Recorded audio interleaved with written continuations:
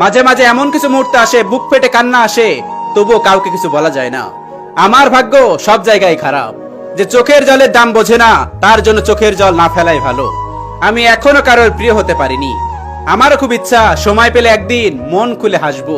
পরিচয় রাখবেন সবার সাথে, কিন্তু সম্পর্ক না, কারণ এই মিথ্যার দুনিয়ায় সবাই তোমাকে ভালোবাসে না।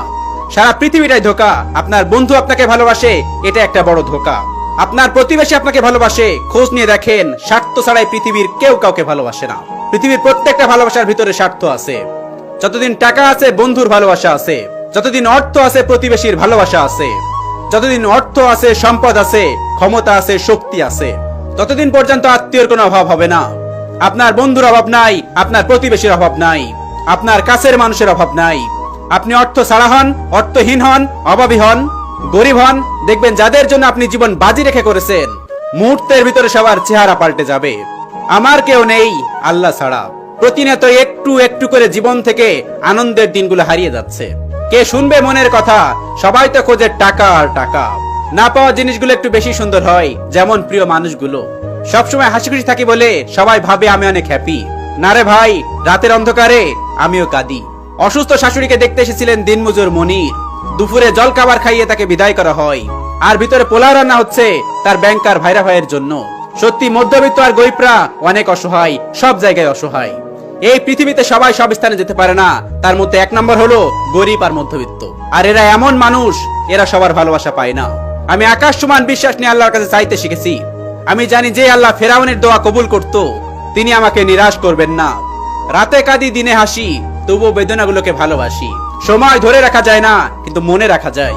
অসমাপ্ত ভালোবাসাগুলো সত্যি অনেক কাদায়। সবাই ঘুমিয়ে যায় সুন্দর একটা সকালের আশায়, কিন্তু এটা ভাবে না যাকে কষ্ট দিয়ে আমি ঘুমিয়ে গেলাম, সে কি আসলে ঘুমাতে পেরেছে?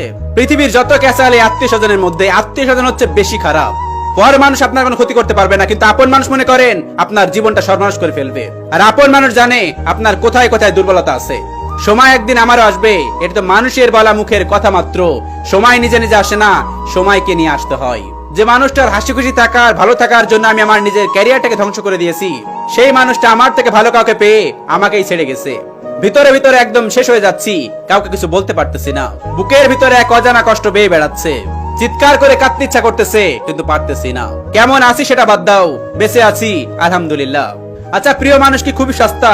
বছর খানিক আগে আপনি আমাকে বলতেন আপনি আমার প্রিয় মানুষ। বছর বদলাতে বদলাতে প্রিয় মানুষ এত তাড়াতাড়ি বলতে যায়, এটা আমি জানতাম না। অনেক কষ্টের পর আমি নিজেকে খুঁজে পাইছি। এখন আমি কারোর কসম কাটা কথাও বিশ্বাস করি না। এত বড় বড় স্বপ্ন দেখে কি লাভ? আমাদের কাছে তো টাকারই অভাব। কি অদ্ভুত তাই না? মানুষের অভাবেই মানুষ মারা যায়। যত দোষ সব গরিবের। হ্যাঁ, এটাই আজকে বাস্তব সমাজ। এই শহরে রূপের ব্যবসা হয়, মনের না। এই শহরে বিনামূল্যে কষ্ট পাওয়া যায়, ভালোবাসা না। হয়তো প্রকাশ করি না, কিন্তু খারাপ আমারও লাগে। মা বাবার প্রিয় তো সব সন্তানই হয়, আর প্রিয়জনের প্রিয় হতে ভাগ্য থাকতে হয়।